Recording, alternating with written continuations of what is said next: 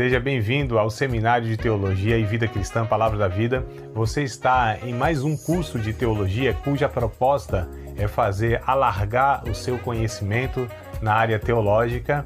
Um curso descomplicado, contextualizado, provocativo, reflexivo e que faça sentido para a nossa vida cotidiana, porque entendemos que não só a construção conceitual da teologia, respeitando as correntes da teologia construída nesses quase 2000 anos, mas isso só não é suficiente. Nós pretendemos que a partir do entendimento bíblico, dos conceitos esclarecidos, nós possamos reproduzir isso em uma espiritualidade no nosso cotidiano. Hoje nós vamos fazer o encerramento, da nossa matéria, antropologia. Eu vou dar continuidade no ponto que nós abordamos na semana passada, tá? Nós falamos sobre a pessoa inteira, Essa abordagem que o Evangelho ele traz para nós, Ou seja, que o ser humano, para Deus, na proposta do Evangelho, deve ser contemplado em todos os aspectos que a humanidade se apresenta, Porque a gente, infelizmente,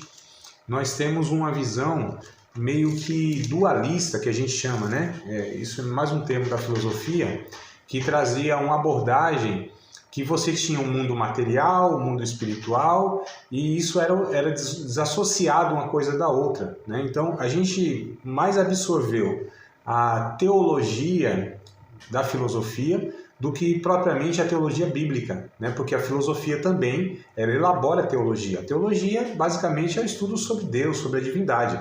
Então, os filósofos, eles também abordavam essa realidade, chamavam mais de metafísica, Dão nomes diferentes para as mesmas coisas. Então, a nossa teologia bíblica é falar sobre o Criador, abordar a revelação de Deus pela sua palavra, etc. e tal. Na filosofia, então, se trata como metafísica, aquilo que está para além da física, Mas no final das contas, os dois querem falar da mesma coisa, aquilo que transcende, falar sobre o Criador mesmo, a criação nesse aspecto que não é palpável, que não é materializado, mas que é real, Tem até um texto, não me recordo agora, me veio na mente, o texto de Paulo, lá na primeira ou segunda, deve ser a primeira carta a Timóteo. Deixa eu só conferir aqui que eu dou a referência para vocês. Tinha até um louvor que a gente cantava, uma música na igreja, bem clássica, antiga mesmo, que falava, o Deus invisível, mas real, Deixa eu ver se eu acho aqui. Bom, se eu não achar depois, vocês tendo a curiosidade, eu pesquiso melhor. É 1 Timóteo 1,17. 1,17, meu voto. Coisa boa. Então, se quiser até ler pra gente aí, tá todo mundo ouvindo mesmo aqui, pode ler, amada. 1,17 de 1 Timóteo. Isso. Primeiro. Ora, ao Rei dos séculos, imortal, invisível, ao único Deus, seja honra e glória para todos sempre. Amém. Isso. Amém. Que bom, que as alunas aí conhecem Bíblia até melhor que o professor, Ajuda a gente nessas horas. Então, olha só, ao Deus invisível, É que a música acrescentava, Ao Deus imortal, invisível, mais real, Então, a gente tinha esse acréscimo aí, mais real. Então, não é porque é invisível que não é real, Então, essa realidade... Eu gosto muito, naquele texto que João escreve, Jesus dizendo, eu sou o caminho, a verdade e a vida. Não é esse, não, meu Deus do céu. Esse é o 14,6. É o 8,32. Conhecereis a verdade e a verdade vos libertará. A verdade, embora também o 14,6 fala da verdade, Mas me parece que o 8,32, que é o que traz essa expressão, essa ideia, esse conceito, de verdade como realidade. Então, quando Jesus diz assim, eu sou o caminho, a verdade, ele está falando, eu sou a realidade. Quando ele diz, conhecereis a verdade, ele está falando, conheça a realidade. Então, assim, porque a gente sempre pensa em verdade em contraposição com a mentira, Mentira, e eu estou gesticulando aqui, mas vocês não estão vendo, Mas faz parte de mim, não tem jeito. Eu tenho um pouco de italiano aqui, fico falando com as mãos. É o costume. Mas o que acontece? A gente tem sempre verdade e mentira como sendo opostas, e de fato são. Mas quando Jesus ele vai falar sobre a verdade, é muito mais do que essa oposição com a mentira, contra a mentira. É a verdade daquilo que é realidade. né, daquilo que não se desfaz, daquilo que embora não se veja, porque nós temos muitas realidades que não são visíveis, que a gente não consegue contemplar mesmo com os nossos olhos, que são limitados, né? Existe essa realidade espiritual, essa realidade que transcende. Por exemplo, em Hebreus capítulo 11, vai dizer: ora, a fé é o firme fundamento das coisas que se espera, a prova das coisas que não se veem. Pela fé entendemos que os mundos foram criados, de maneira que aquilo que se vê não foi feito do que é aparente.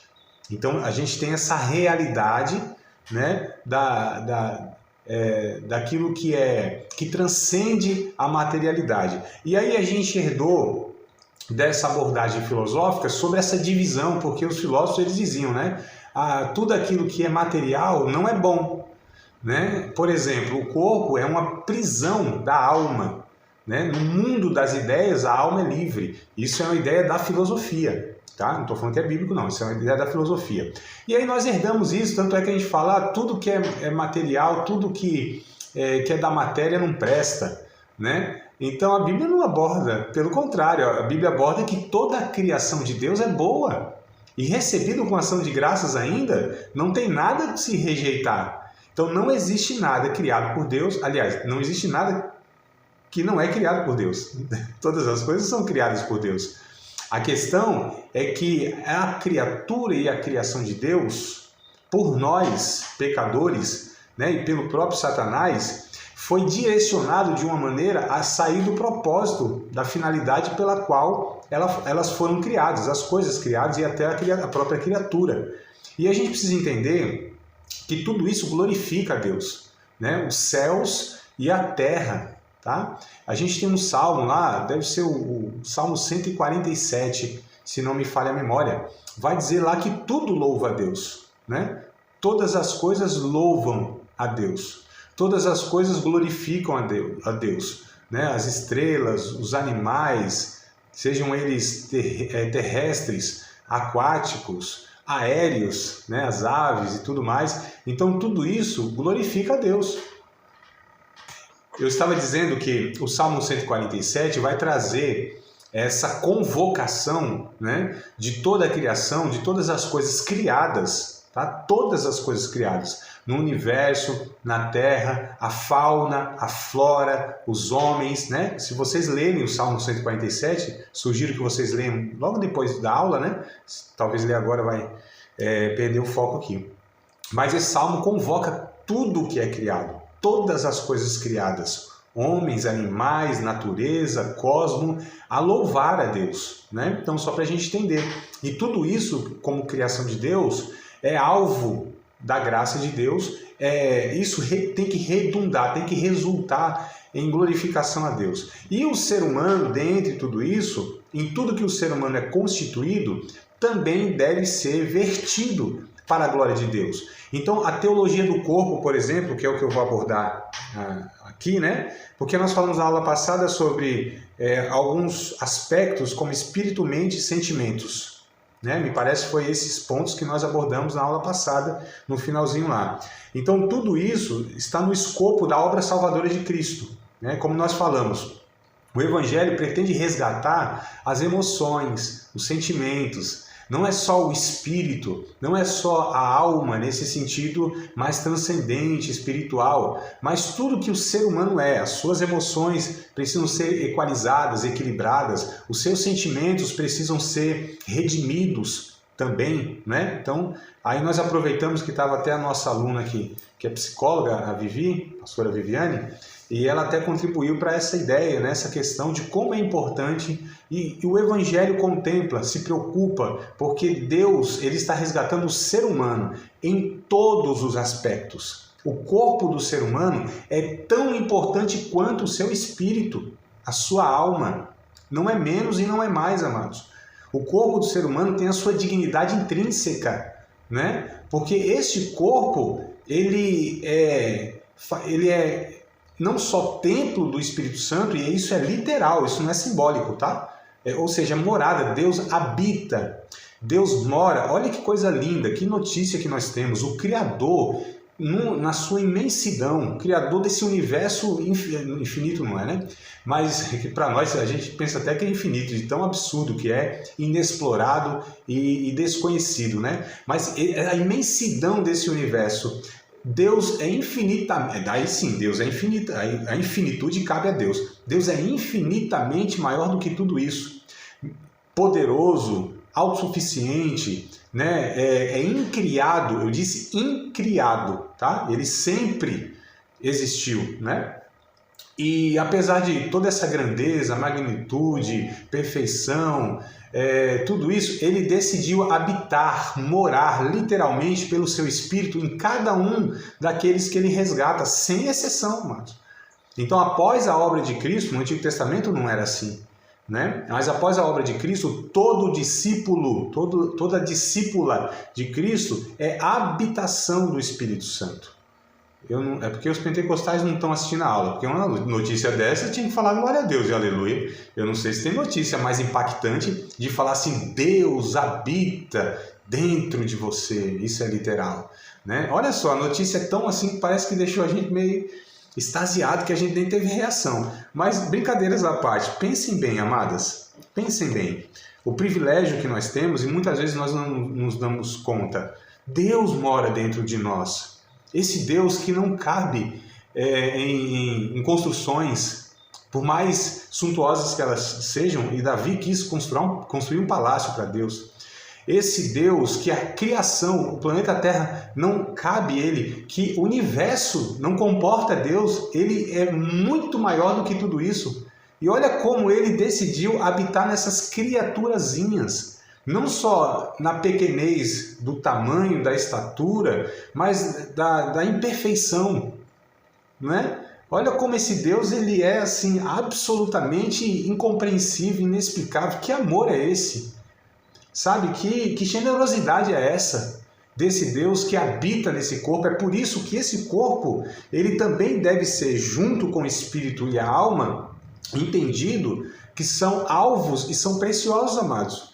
E a ideia dessa dualidade, como eu falei, é um conceito da filosofia, né? E não é bíblica, tá? Que trata o homem como um ser íntegro, né? Então a Bíblia trata o homem como ser integral, inteiro, tá?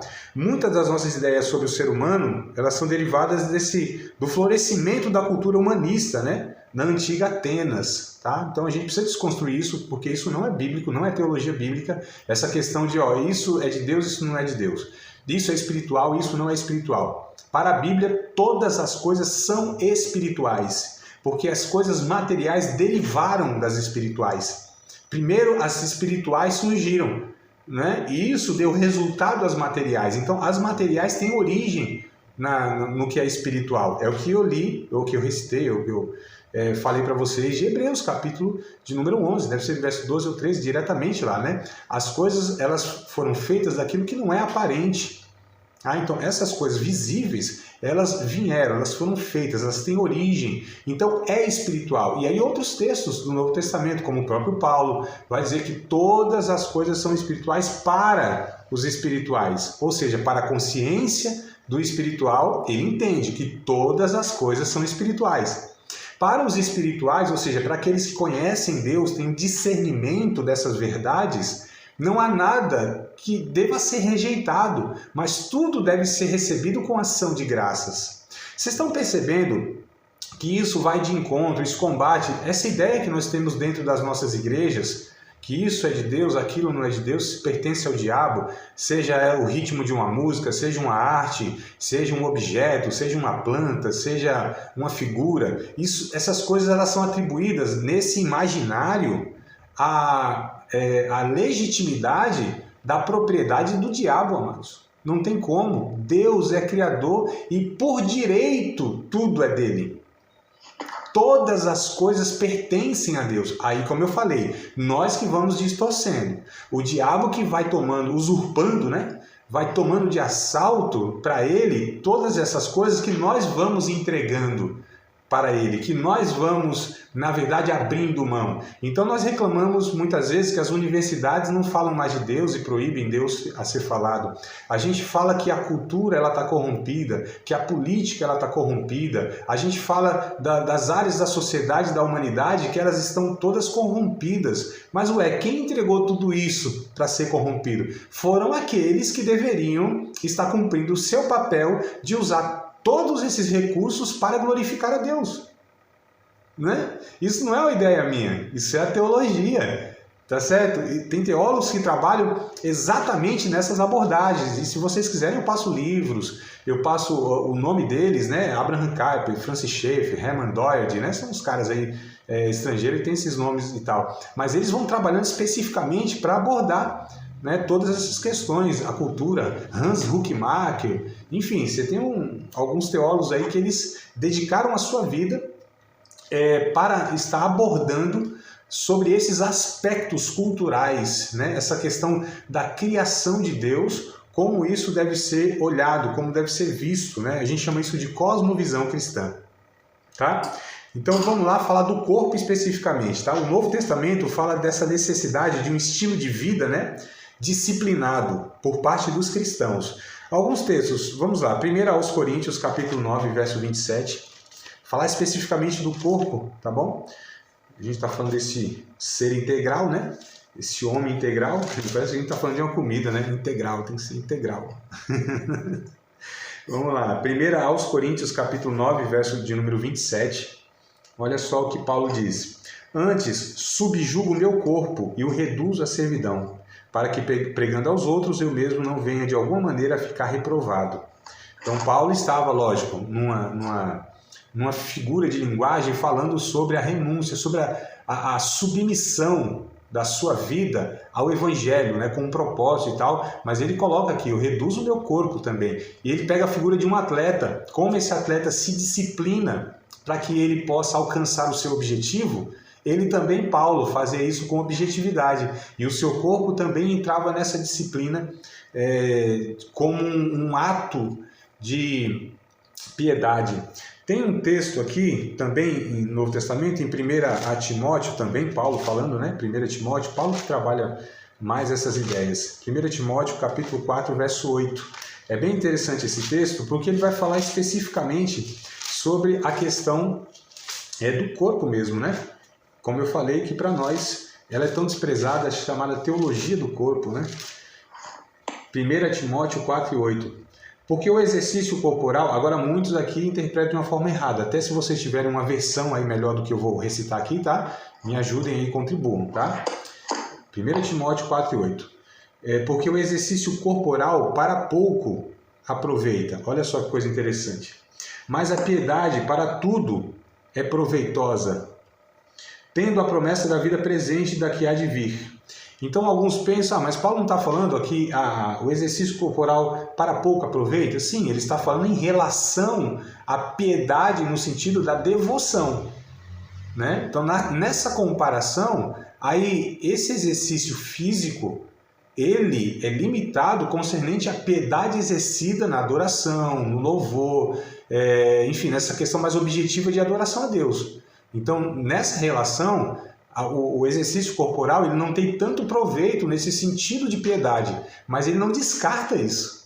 Ele não coloca isso como não tem nenhuma, ele fala só tem pouca em relação a essa piedade mais objetiva, vida de oração, de louvor, nessa busca mais objetiva com a presença de Deus, mas ele não despreza. Tanto é que lá em Romanos capítulo 12, versículo de número 1, vamos lá, também Paulo, né, o autor, Romanos capítulo de número 12, a gente precisa lembrar que essa carta de aos Romanos é a carta mais teológica, mais doutrinária de Paulo, tá? Dentre todas as que ele escreveu, dentre as 13, essa daqui é a mais teológica, é a mais profunda nesse sentido. E aí está escrito assim, rogo-vos, pois, irmãos, pela compaixão de Deus, que apresenteis o vosso corpo em sacrifício vivo, santo e agradável a Deus, que é o vosso culto racional. Então perceba, ele não está falando de um sacrifício como era no Antigo Testamento, que a pessoa morria, né? Quer dizer, a pessoa não morria, matava um animal. Ele fala, não, o sacrifício de vocês é o corpo de vocês, o sacrifício vivo é o corpo de vocês. Não só o corpo né? Como aqui os membros mesmo, mas olha, o raciocínio, o pensamento, esse culto racional. Está vendo como Paulo ele inclui aquilo que muitas vezes nós cristãos desprezamos, que é o raciocínio, que é o corpo, como sendo parte desse culto, né? Olha que coisa interessante, só para a gente entender como a Bíblia de fato ela se preocupa com isso. Vamos lá para Pedro agora. Não, já que a gente está em Romanos, deixa eu facilitar a vida de vocês para não ter fadiga, né? Ficar folheando muito a Bíblia. Capítulo 6, vamos voltar no capítulo 6 aqui, já que estava no 12, vamos aqui para no 6, capítulo 6, versos 12 ao 23. Eu vou ler todo esse texto aqui, tá? Todo o textozão aqui. Romanos, capítulo 6, versos 12 ao 23. Veja que coisa curiosa quando Paulo aborda a questão do corpo. Diz assim: sabendo isto, que se o nosso velho homem foi com ele crucificado, para que o corpo do pecado seja desfeito, a fim de que não sirvamos mais ao pecado. Esse corpo do pecado entenda como o corpo que era usado como instrumento da alma para pecar. Aí ele chama de corpo do pecado. Tá? Então, olha só. O corpo em si, ele não é nem um instrumento do pecado, nem um instrumento para a santificação. Vai depender de quem o está controlando. Quando Paulo fala de corpo do pecado, é quando esse velho homem, essa alma insubmissa à vontade de Deus, usa o corpo para pecar. A gente vai ver ao longo do texto aqui, só para a gente entender essa expressão corpo do pecado. Porque aquele que está morto está justificado do pecado. Ora, se já morremos com Cristo, Se já morremos com Cristo, cremos que também com Ele viveremos. Então veja que coisa curiosa. Sabendo que havendo Cristo ressuscitado dos mortos e já não morre, a morte não mais terá domínio sobre ele. Pois quanto a ter morrido, de uma vez morreu para o pecado, mas quanto a viver, vive para Deus. Assim também vós, considerai-vos como os mortos para os pecados, mas vivos para Deus em Cristo Jesus nosso Senhor. Não reine, portanto, o pecado em vosso corpo mortal, para lhe obedecerdes em seus desejos ilícitos, né? Aqui está a concupiscência, né? Nem tampouco apresentei os vossos membros ao pecado, por instrumentos de iniquidade, mas apresentai-vos a Deus como vivos dentre os mortos, e os vossos membros a Deus como instrumentos de justiça. Olha como ele vai relacionando os membros do corpo, de fato, que devem ser usados, né? Antes que eu continue aqui a leitura e a exposição, a explicação, olha que coisa interessante. Que membros do corpo que pode ser usado pelo pecado? O ouvir, o ver, o falar. Tudo isso pode ser como instrumento, né? Ouvindo o que não se deve, dando ouvido ao que não se deve, falando o que não se deve, com as mãos fazendo o que não se deve, com os olhos cobiçando o que não se deve. Então, isso não são instrumentos da alma que usa aqui, né? Que a gente chama de 5 faculdades da alma: visão, audição, tato, olfato e paladar. Né? Então é isso que Paulo está se referindo. Continuando no verso 14. Porque o pecado não terá domínio sobre vós, pois não estáis debaixo da lei, mas debaixo da graça. Pois que, pecaremos porque não estamos debaixo da lei, mas debaixo da graça? De modo nenhum. Não sabeis vós que a quem vos apresentardes por servos, para lhe obedecer, sois servos daquele a quem obedeceis, ou do pecado para a morte, ou da obediência para a justiça. Mas, graças a Deus, que tendo sido servos do pecado, obedeceste de coração a forma de doutrina que fostes entregue. E, libertados do pecado, fostes feitos servos da justiça. Esse 19 ao 23 que eu acho muito interessante. Falo como um homem pela fraqueza da vossa carne. Pois que, assim como apresentaste os vossos membros, né, todo o nosso corpo, tudo isso que eu falei, visão, audição, tato, fato, paladar, enfim, oferecíamos isso, né, com esses membros para servir a imundícia e a maldade, para a maldade. Aí ele diz, com a mesma intensidade, da mesma forma, esse corpo, esses membros, essas faculdades, elas devem apresentar agora esses membros para servir a justiça e para a santificação. Porque quando nós éramos servos do pecado, nós estávamos livres da justiça.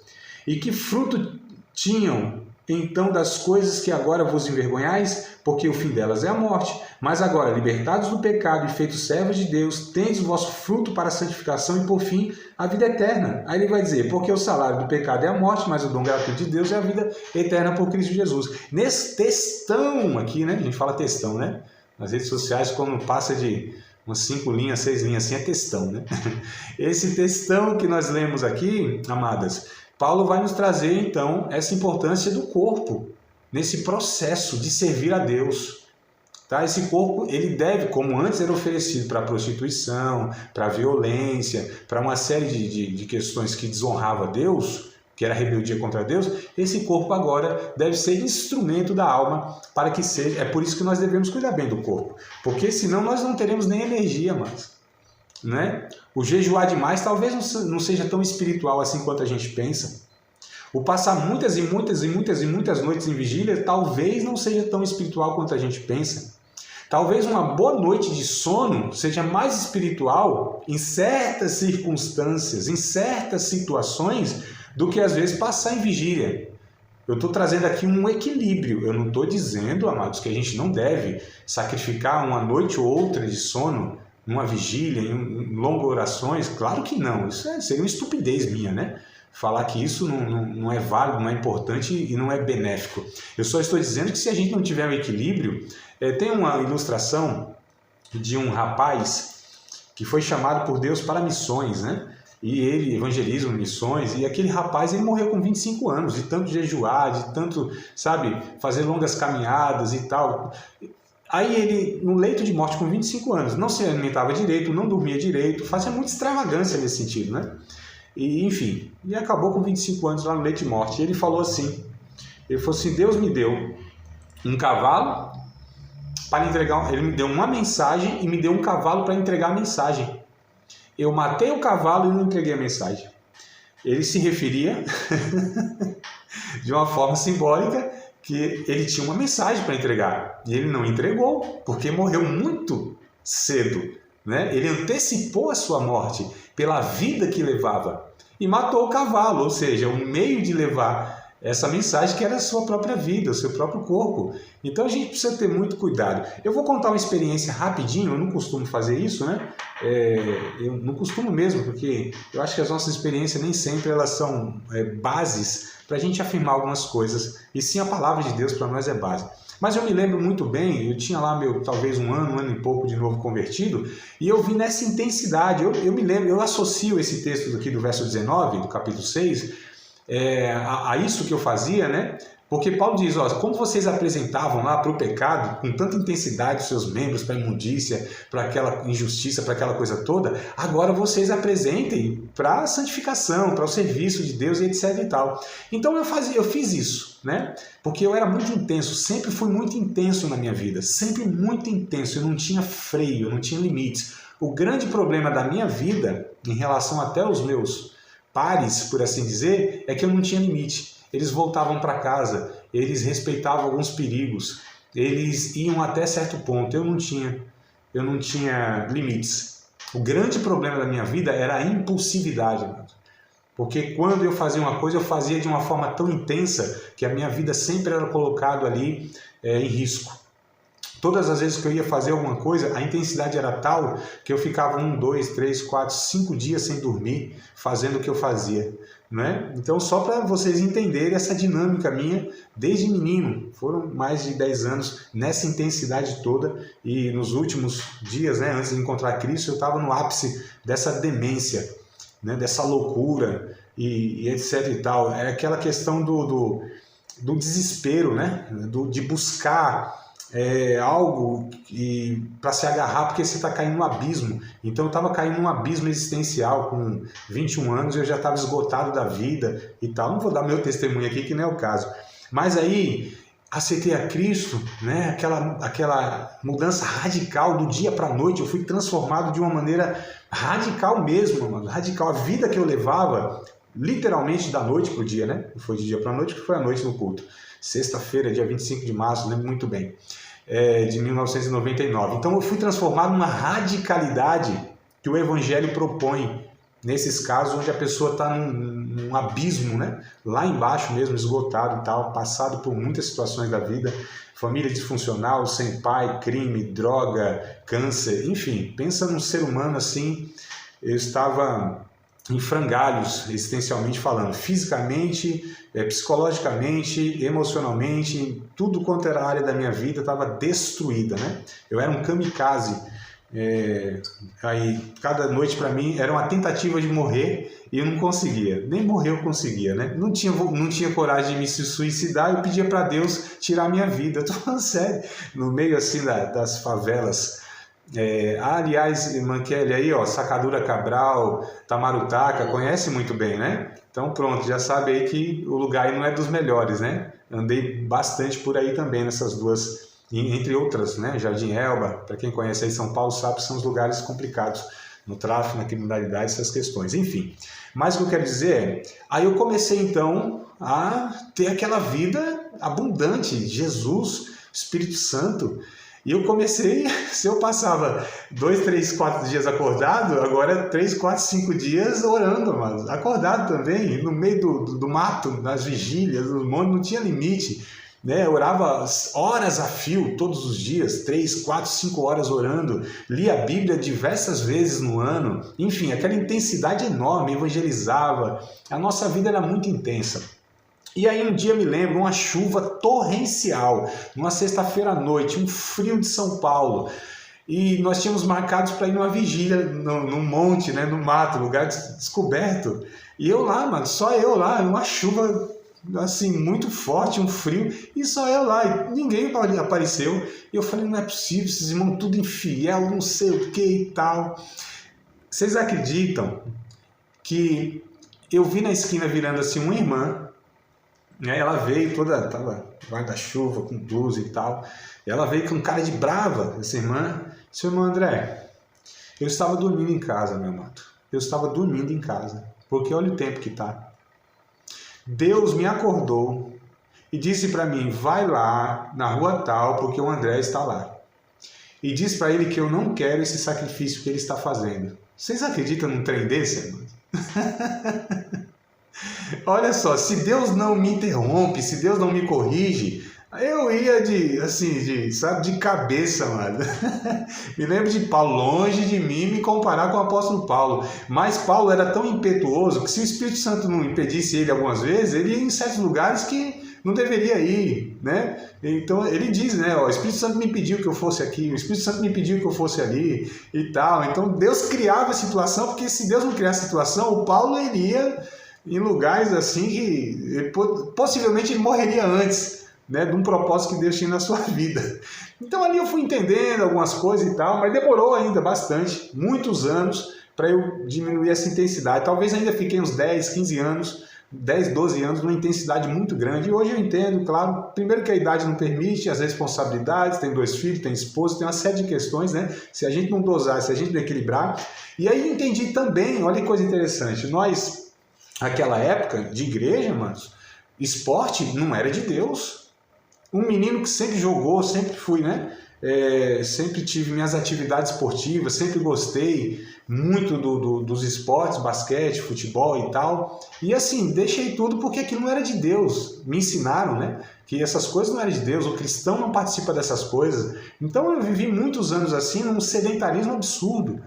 Né? Mas hoje a gente entende quão isso é benéfico, é proveitoso, se for equilibrado, se for de uma maneira, né, adequada e tal, num propósito muito mais do cuidado da saúde do que das vaidades pessoais e tal, embora a gente se cuide e tenha, e não está nada errado. Porque quando o Salomão em Eclesiastes diz que tudo é vaidade, e ele diz assim, que a sua alma não seja entregue à vaidade. Então a gente não pode entregar a nossa alma a essas coisas, mas a gente precisa entender o equilíbrio disso. Faz parte de uma espiritualidade também, onde o corpo, né, que é o templo do Espírito Santo, eu quero chegar bem até onde... Eu não quero interromper, amados, eu não quero matar o cavalo, não. Quero entregar a mensagem de Deus até o final. Ontem eu fui pregar numa igreja aqui próxima, um irmão no final do culto veio falar comigo, 83 anos, assim, ó, melhor do que muita gente que eu conheço de 30. Viu? 83 anos o irmão lá. Um outro casal estava fazendo 50 anos de casamento. né? Então, assim, no mínimo tinha lá seus 75, 70, 80 anos também. E os irmãos, assim, tudo, sabe? Eu falei, outra geração, né? Outra coisa, a gente é muito estragado hoje. Mas 1 Pedro capítulo 1, vamos continuar aqui, amadas? Vamos lá? 1 Pedro, desculpa aí, viu, pelo meu testemunho pessoal, não costumo dar esses... Eu gostei, pastor, eu gostei. Gostei mais da parte da irmã, queria ter visto a cara dela. Eu não queria ter visto a cara dela, não. Ela veio brava mesmo. Tava dormindo, meu Deus do céu. E era uma irmã de oração, uma irmã também que, sabe, mas ali até ela disse, não, eu vou dormir, é mais espiritual eu dormir. Mas o André todo coisado, né? Na minha terra descoisado. Oh, meu pastor, Deus. Pastor, Sim. olha, se Deus não tivesse dado um freio ligeirinho, você ia matar o cavalo, ligeiro. Eu acho que eu não estava nem aqui para contar a história, eu não tenho dúvida, não. Não tenho dúvida, Mara. É porque, veja bem, e me entenda, a frase que eu vou falar agora, ela é até meio perigosa, né? Se não é entendido dentro do contexto que você está falando. Até Deus demais não presta, sabia?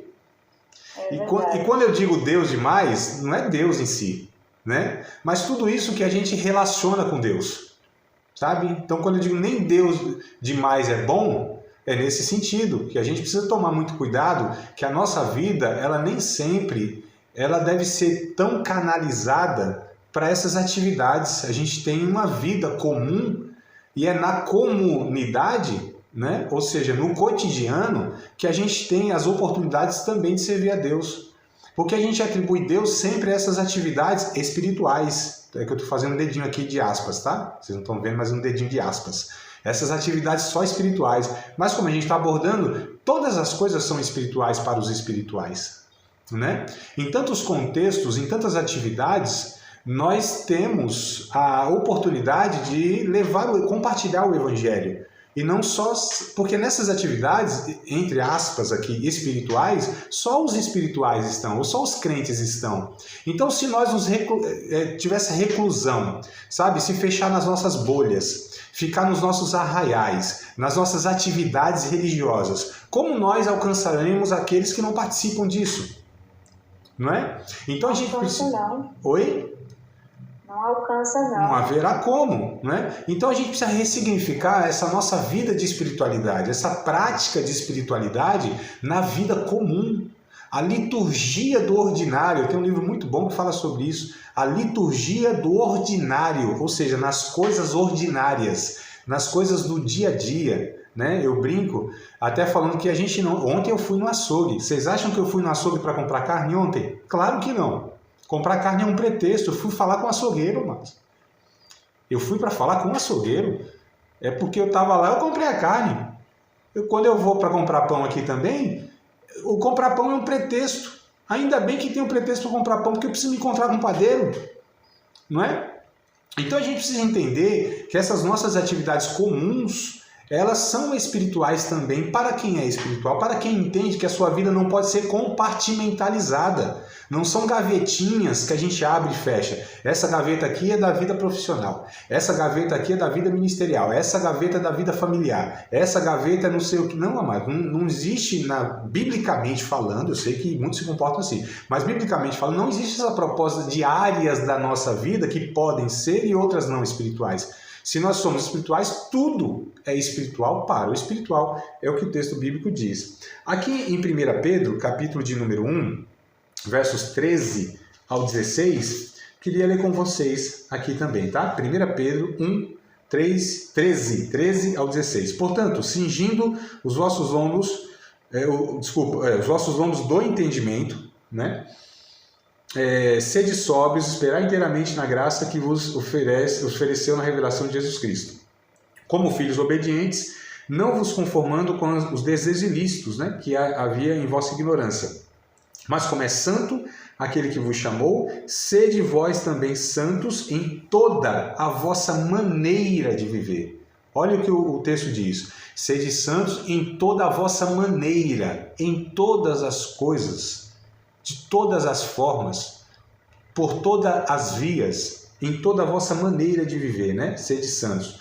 Porque escrito está, verso 16, sede santo porque eu sou santo.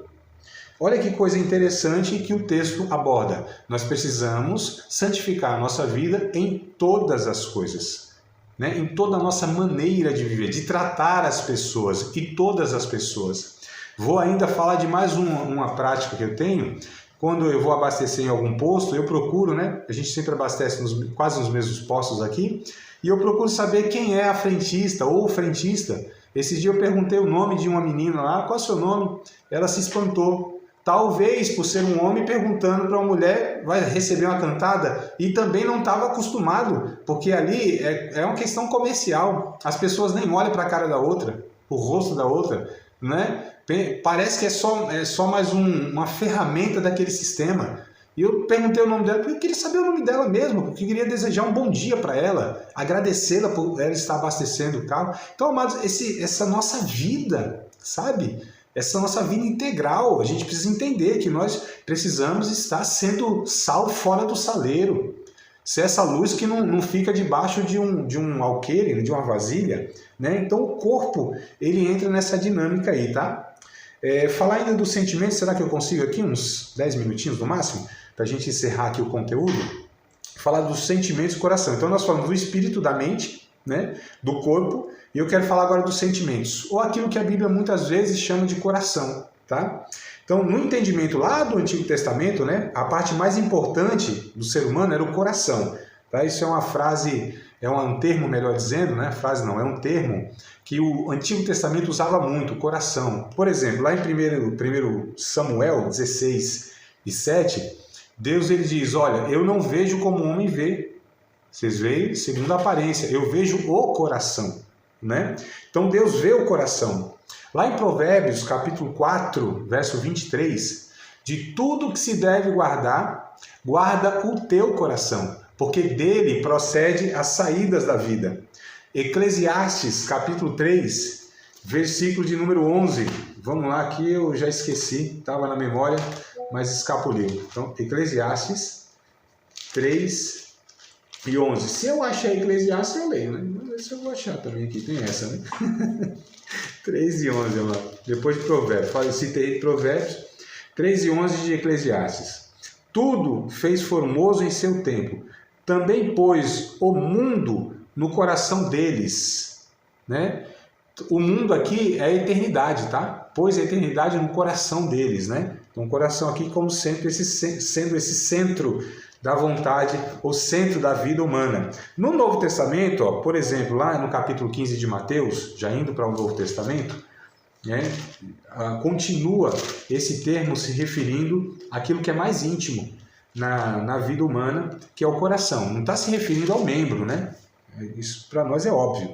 Então, capítulo 15, versos 17 ao 19. Aliás, se nós lermos o 8, capítulo 15, verso 8, diz assim: este povo honra-me com seus lábios, mas o seu coração está longe de mim. Aí no verso de número 17 e 18, ainda não compreendeis que tudo o que entra na boca desce para o ventre e é lançado fora, mas o que sai da boca procede do coração, e isso contamina o homem. Então, quando a Bíblia faz referência ao coração, Antigo e Novo Testamento, não está se referindo ao órgão, e sim aquilo que é mais íntimo do ser humano. Né? Alguns falam assim, Deus só quer o coração. Não entende, né? Falou certo, talvez pensou errado. Porque quando Deus quer o coração, Ele quer o homem todo. Né? Tinha alguns irmãos falando, não, Deus só quer o coração. Estava falando certo, mas talvez no entendimento errado. Porque o coração, na verdade, é o ser humano no mais íntimo do seu ser. Né? Lá em Ezequiel, por exemplo, capítulo 36, versos 26 e 27. Lá em Ezequiel 26, capítulo 36, verso 26 e 27. Deus diz que vai tirar o coração de pedra do seu povo, colocar um coração de carne, né? E pôr neles o seu espírito. Então, quando fala que o coração de carne, fala de uma sensibilidade humana a respeito de Deus, né? Quando a gente pega Hebreus, capítulo 8, versículos de número 10, Hebreus 8 e 10, vamos junto aqui, né? Rapidinho para a gente pegar os textos. 8 e 10 de Hebreus. Porque este é o concerto que, depois daqueles dias, isso está se referindo a Ezequiel, tá? Por isso que eu li lá em Ezequiel e agora aqui. Porque este é o concerto que depois daqueles dias farei com a casa de Israel, diz o Senhor. Porei as minhas leis no seu entendimento e em seu coração, em seu coração as escreverei. E lhes serei por Deus e eles me serão por povo. Eu li meio bagunçado aqui, vamos ver se a gente entende melhor. Porque este é o concerto que depois daqueles dias farei com a casa de Israel, diz o Senhor. Porém as minhas leis no seu entendimento e em seu coração as escreverei. Então olha só como Deus vai falando sobre essa questão do coração como sendo o centro da vontade humana, a sede, né, do espírito, da alma. Tá? A sede que eu digo é onde brota, é onde sai. Né? Jesus disse, é do coração que saem os maus pensamentos, é do coração que saem os desejos, as vontades. Né? Então não é a referência do órgão, repito, mas é o mais íntimo do ser humano. Tá? Só vou dar uma referência para vocês, anotem aí para ver depois, eu vou aqui prosseguir para a gente ganhar um tempinho. Romanos capítulo 2, verso 5. Romanos 2 e 5. E Romanos também, capítulo 5, verso 5. Então esses dois textos também vão ser referência para essa ideia do coração como deve ser aí entendido na Bíblia, tá? Então Romanos 2 e 5, 5 e 5, tá? Nós devemos amar a Deus com todo o nosso ser, né? Com todo o nosso ser. E aí quando a gente lê, também vão anotando aí, tá? Não vou ler para ganhar um tempinho, mas depois vocês leem aí, depois de acabar a aula, enfim, não deixe de ler essas referências não. Deuteronômio capítulo 6, verso 4. Deuteronômio 6 e 4. Aliás, do 4 ao 6, né? Deuteronômio capítulo 6, versos 4 ao verso 6. Tá? Outra referência, Marcos capítulo 12, versículo 30. Marcos 12, 30. E também Lucas capítulo 10, verso 27. Lucas 10 e 27, e aqui a gente tem as referências para falar sobre o coração, nesse entendimento do mais íntimo do ser humano, que é o que a gente precisa também entender como sendo importante, ou seja, os pensamentos, os desejos, os sentimentos precisam ser ocupados por aquilo que edifica a nossa vida, amados. Tá bom? Quando a gente lê em Filipenses, aqui eu não anotei não, mas está me vindo na memória esse texto, Filipenses capítulo 4, verso 8, vai dizer, no demais, irmãos meus, tudo que é puro, tudo que é verdadeiro, tudo que é amável, se existe algum louvor, né, se alguma coisa de boa fama, seja isso que ocupe o vosso pensamento, o vosso entendimento, enfim, o vosso coração, tá bom? Então só para a gente entender aqui. Jesus como um ser humano perfeito, né, e Deus perfeito, de alma racional, olha só, e subsistindo em carne humana, que é Hebreus que fala isso, né? Hebreus capítulo 2, versos 14 ao 16, diz que Jesus subsistiu em vida humana, em corpo, em carne, em sangue, etc. e tal, tá? Lucas 2,52 também vai falar dessa integralidade de Jesus, ou seja, que ele tinha alma, que ele tinha corpo, que ele crescia em graça para com Deus, para com os homens, que ele crescia no entendimento, no intelecto, ou seja, o ser humano, Jesus um ser humano. Então Jesus, ele portando, né, e nós também, tá? Ele foi e é, tá, uma unidade viva. Então Jesus, como ser humano, foi uma unidade viva. Nós também, à semelhança de Jesus, como ser humano, somos essa unidade viva, que precisamos então de todas essas coisas para sustentar a nossa existência. Então todas as facetas, né, ou seja, os aspectos da nossa vida, elas devem ser iluminados pelo Evangelho. Assim nós seremos preservados até a vinda de Cristo, né, que na obra consumatória vai restaurar uma e outra coisa. Ou seja, não só o nosso espírito, não só a nossa alma, mas também o nosso corpo. Quem fala isso é Paulo em Filipenses, capítulo 3, verso 20 e 21. Então Paulo, em Filipenses, capítulo 3, versos 20 e 21.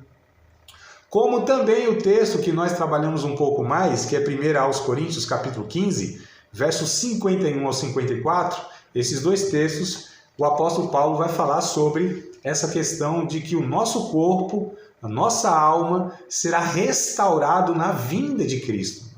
Só para a gente entender aqui. Participar de mais uma aula de um dos nossos cursos, Seminário de Teologia, Vida Cristã, Palavra da Vida. Espero que tenha te abençoado, não só alargado o seu conhecimento teológico, mas que tenha também atingido o teu coração para que você possa, a cada dia mais, reproduzir a vida de Deus nas suas relações cotidianas. Se você ainda não é aluno oficial de um dos nossos cursos, se inscreva aqui no contato que vai aparecer do WhatsApp. Também nos siga nas redes sociais, se inscreva no nosso canal, compartilhe à vontade e Deus